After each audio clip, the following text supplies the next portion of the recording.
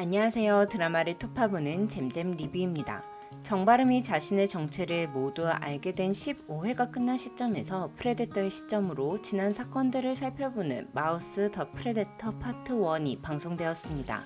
마우스는 1회부터 무수한 떡밥들을 투척하며 시청자들의 초점이 프레데터에게 가도록 했는데요. 저 또한 업로드한 마우스 리뷰 영상의 대부분이 프레데터의 이야기로 가득 차 있습니다. 특히 정바름의 정체와 예정된 후의 사약길, 데니얼과 채용신의 목적에 대해 1회 리뷰부터 거의 정확하게 예측을 했는데요.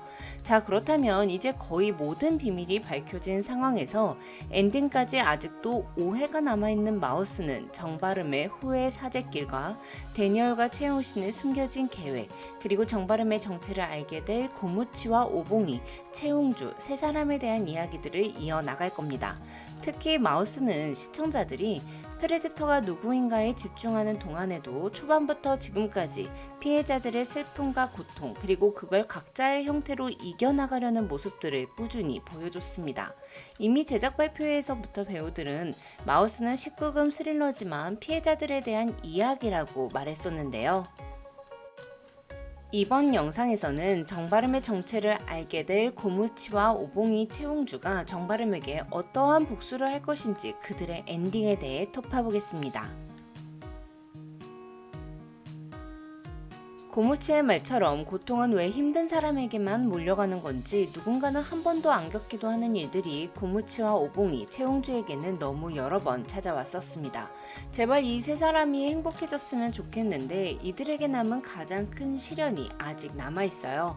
바로 정바름의 정체를 알게 되는 순간입니다. 이루 말할 수 없는 충격과 분노의 우라가 치밀 거고 배신감이 차오르며 감정의 지옥을 느끼게 되겠죠. 고무원 같은 형이 되어주고 싶다던 고무치는 정바름 때문에 성요한에게 총을 쐈다는 죄책감까지 갖게 될 겁니다. 정바름을 믿고 의지하며 많이 좋아하고 있는 오봉이는 앞으로 그 누구도 믿기 힘들 거예요. 채용주 또한 사랑했던 사람의 뇌를 자신이 직접 사페 정바름의 뇌에 이식되게끔 했다는 사실이 끔찍하겠죠. 세 사람 모두 정바름을 죽일 수만 있다면 죽이고 싶을 거예요. 또 세 사람 모두 죽이고자 한다면 죽일 수 있는 성격을 갖고 있는 사람들이죠. 솔직히 말하자면 정바름은 뇌이식을 통해 감정을 느끼지 못하는 괴물이 아니라 사람이 되어 자신의 죄를 속죄할 방법들을 찾아 나가고 있습니다. 고무원의 말처럼 구원받게 되는 거나 마찬가지예요. 하지만 남은 피해자들의 인생은 어떻게 해야 평안해질 수 있을까요? 제가 찾은 답은 바로 치국이의 병실에서 나와 화장실에서 오열하던 정바름에 있습니다. 먼저 고무치와 오봉이, 채용주에겐 공통점이 3가지 있어요. 그것부터 시작해 볼게요. 첫 번째는 사이코패스로부터 2번의 피해를 입었다는 겁니다. 고무치는 한서준에게 부모님을 잃었고 정바름에게 형 고무원을 잃었습니다. 오봉이는 강덕수에게 받은 고통 이후 정바름에게 할머니까지 잃게 되었죠. 채용주는 한서준에게 납치당해 한서준 키즈로 보낸 시간 때문에 어쩔 수 없이 원래의 이름과 부모님까지 버리며 자신의 인생을 송두리째 빼앗겼습니다. 그것도 모자라 정바름 때문에 살인자의 아이를 낳았다는 시선을 겪으며 살아가고 있죠. 두 번째 공통점은 세 사람 모두 피해를 당하고만 있거나 고무원처럼 용서를 하는 사람이 아니라 사이코패스들에게 복수를 꿈꾸고 있는 사람들이라는 겁니다. 고무치는 한서준을 죽이기 위해 범죄자를 죽이고 감옥에 들어갈 생각까지 하는 인물이고, 오봉이는 스스로를 지키기 위해 격투기를 배우는 한편 항상 가슴속에 분노의 칼을 품고 사는 인물이죠. 특히 그동안 자신에게 호의를 베풀어 온 채용주가 성요한의 아이를 낳았다는 걸 알게 되자마자 성요한의 아이를 평생 저주하겠다는 말까지 했어요. 그리고 알고 보면 가장 무서운 사람은 채용주입니다. 채용주는 강덕수 사건의 범인이 바름이라는 걸 안 직후 본격적으로 바름이를 이용하는 모습을 보여줬습니다. 채용주는 이지식과의 만남을 자연스럽게 알리며 이지식을 죽일 수 있는 시간과 장소, 즉 무대를 준비했죠. 그런데 이거 꼭 헤드헌터 사건 당시 한서준이 어린 홍주를 이용해 피해자들을 유인했던 것과 비슷하지 않나요?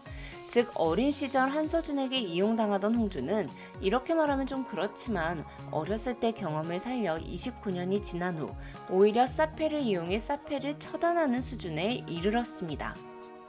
그리고 가장 중요한 공통점은 세 번째 가해자에게 사과를 받지 못했다는 겁니다. 한서준은 물론 강덕수까지 아무도 자신의 죄를 뉘우치지 않았고 피해자들에게 사과 또한 하지 않았습니다. 강덕수는 출소 후 바로 다음 피해자를 물색했고 한서준은 피해자들 앞에서 아주 뻔뻔하게 굴었어요. 솔직히 말하자면 가해자의 사과보다 피해자의 용서가 더 어려운 건데 현실에서도 자신의 잘못을 시인하고 미안하다고 절절하게 반성하는 가해자를 본 기억이 없어요. 그저 형식적인 말 또는 그런 적 없다고 발뺌하거나 그럴 이유가 피해자에게 있었다며 2차 가해를 하는 경우도 많고요. 가해자를 용서하는 것, 그 어려운 걸 해낸 고무원은 한서준을 용서하기로 마음먹은 날 처음으로 잠을 푹 잤고 마음이 평온해졌다고 했습니다. 그런데 가해자가 사과를 해도 용서하기 어려운데 사과를 하지 않는 사람을 어떻게 용서하나요? 용서를 하고 싶어도 용서를 구하는 이가 없는 참담한 상황이에요. 물론 고무원은 제외죠. 고무원은 죽는 순간까지도 정바름의 인생이 구원받길 바란 사람이니까 일반적인 사람은 아니잖아요. 누군가에게 고통을 줬다면 가해자는 변명이나 부정 없이 자신의 잘못을 인정하는 것이 가장 먼저입니다. 그리고 용서를 구하는 건 그 다음이죠. 또한 그 용서는 행동과 기다림이 바탕이 돼야 해요. 그냥 잘못했다, 미안하다 말하는 게 아니라 행동으로 보여줘야 하고 내가 사과를 했는데 왜 안 받아줘가 아니라 피해자의 분노와 원망이 해소될 때까지 묵묵히 기다려야 합니다. 피해자는 가해자를 용서하지 않을 자유가 있잖아요.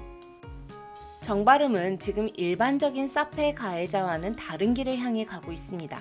공감 능력이 생긴 정바름은 자신이 저지른 범죄 때문에 한국의 엄마를 포함한 피해자들에게 돌이킬 수 없는 고통을 가했다는 사실에 괴로워했습니다. 15회에서 치국이의 병실에서 나온 바름이는 화장실에서 오열을 했는데요.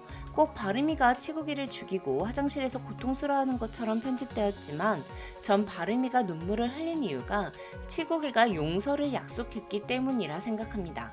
목숨이 위험한 상황에서도 바름이에게 자백을 하라 했던 치국이는 거의 용서 요정 고무원급의 인성을 갖고 있어요. 치국이가 바름이에게 너가 자수를 한다면 난 널 용서해주겠다 라고 말했을 것 같아요. 치국이가 자신을 용서해줄 거란 걸 상상도 못했던 바름이는 그로 인해 화장실로 달려가 오열을 했던 것 같습니다.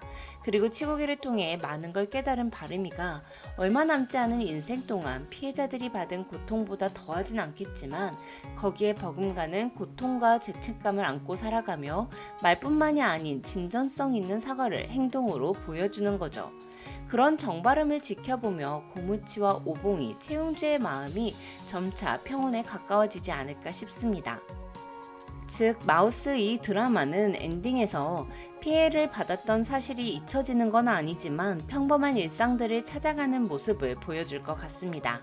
한서준에 대한 복수심에 가득 차 채용주의 고백을 받아들이지 못했던 고무치는 누군가와 사랑하게 되는 장면이 나올 것 같고 오봉이는 꽃길을 걸어가겠죠. 또한 떳떳이 박현수로서 엄마 아빠 앞에 나타나는 채용주의 모습이 나올 것 같아요. 분노에 먹혀버린 삶이 아니라 정바름의 사과를 통해 행복을 찾아가는 세 사람의 모습이 기대되네요. 지금까지 드라마를 투파보는 잼잼 리뷰였습니다. 감사합니다.